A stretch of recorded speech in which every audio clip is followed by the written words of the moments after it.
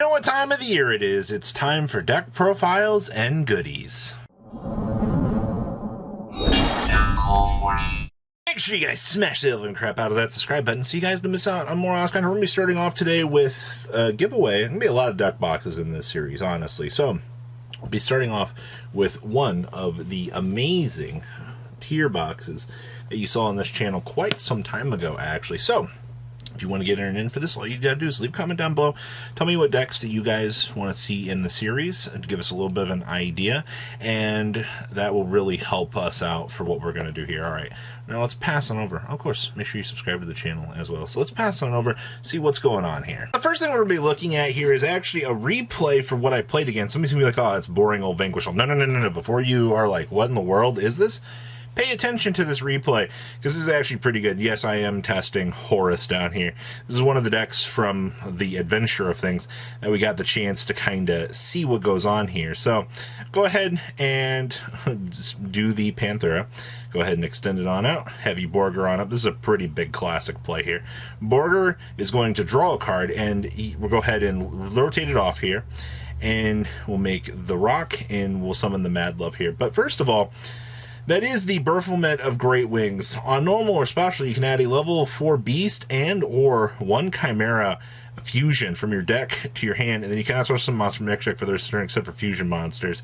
That's going to be important, but it's for the rest of this turn. So Dr. Madlove's going to go ahead and trigger, go ahead and grab the spell, go ahead and tribute summon for the Baphomet here. Now Baphomet's going to go ahead and trigger. We're going to go ahead and search for the Gazelle and the Chimera fusion here, and things are going to start getting out of hand. So this card is absurd, by the way. So during the main phase, you summon 1 fusion monster from your extra deck using monsters from your hand or field as material, including a beast or fiend monster.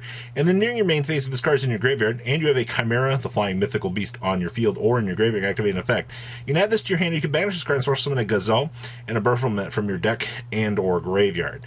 Alright, so we're going to go ahead and we're going to make this card. This card is like the most annoying thing in the world. So this becomes Chimera, the flying mystical beast, while on the field or in the graveyard, and is treated as a phantom beast card. And you can use it to the following effects of this card once per turn. So if this card is fusion summon, you can activate this effect during the end phase of this turn. Send one random card from your opponent's hand to the graveyard. Yes, that is a lingering condition that activates. Alright, so it'll go ahead, it'll set the condition, and then during the opponent's turn, quick effect, banish this card from your graveyard, target a beast, fiend, or illusion monster in your graveyard, and summon it back. Whoa, boy, so that's really good. We'll go ahead and trigger up the Gazelle here. So Gazelle here, where did the Gazelle go here? So if this is sent to the graveyard as fusion material, you can add 1 illusion monster from your deck to your hand. All right, this is actually kind of free real estate here. So we'll go ahead and add the illusion of extra value here. Hello, Mirror Swordman. If this card battles, neither player takes battle damage, or neither player's monster can be destroyed by battle. You can use it to the following effects this card's once per turn. So it's a lone fire quick effect. You contribute this card, special summon 1 card that mentions Chimera from your deck, except for the Mirror Swordsman here. When your opponent activates a monster effect, alright, on the field while you control the Chimera, quick effect, you can banish this from your hand or field and negate that effect. It's a free negate. Okay, I'll go ahead and Chimera Fusion to recur it back to the hand. We're going to go ahead and activate Chimera Fusion to fuse here.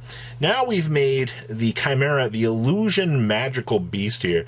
Same thing, this becomes Chimera, also a Phantom card, and while in the field or graveyard. This card can make attacks on monsters on each battle phase up to the number of materials used for its summon. And if this card battles an opponent's monster, if this card battles neither monster can be destroyed. If this card battles an opponent's monster at the end, damage up, you can change the opponent's monster's attack to 0 and negate its effects. It's 3,100. It's definitely not as good, but you see the skill drain getting ripped out of my hand here on the 50-50 of even getting the chance to play the game, which is hilarious. We'll go ahead and Lava Golem on over here.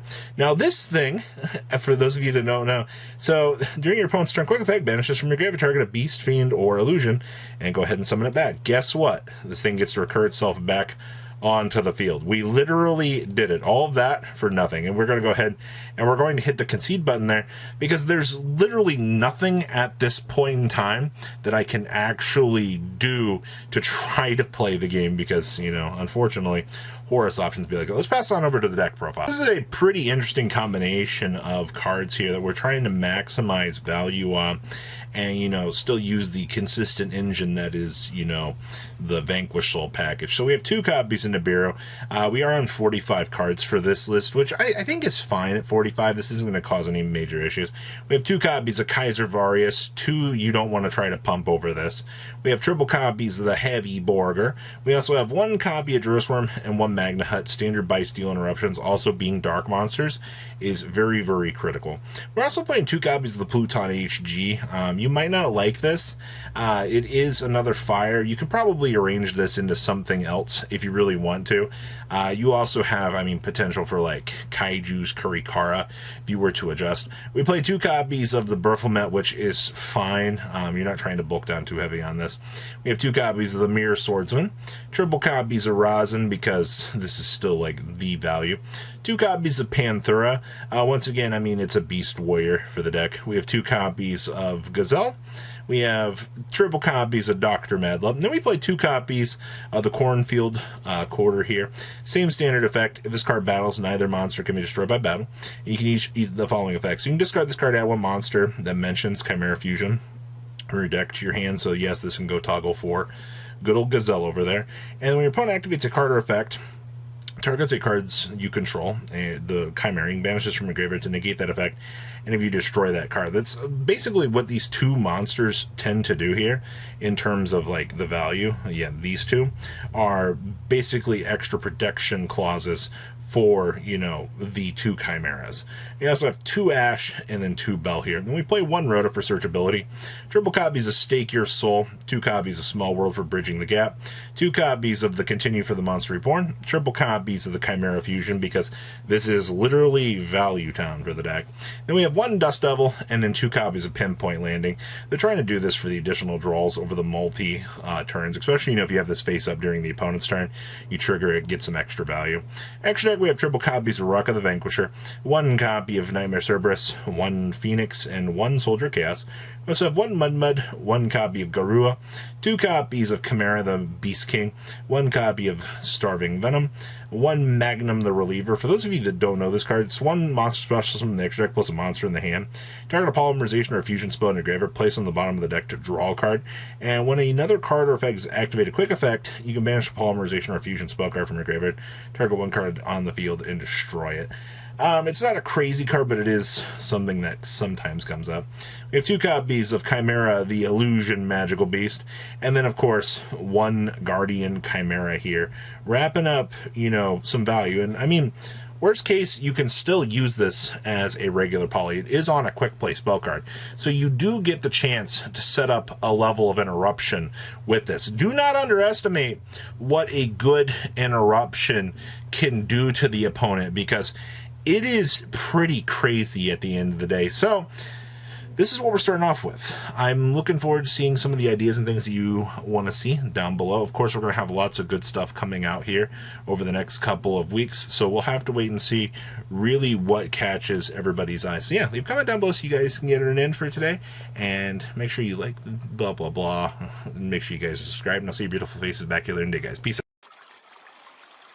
Patrons, thank you.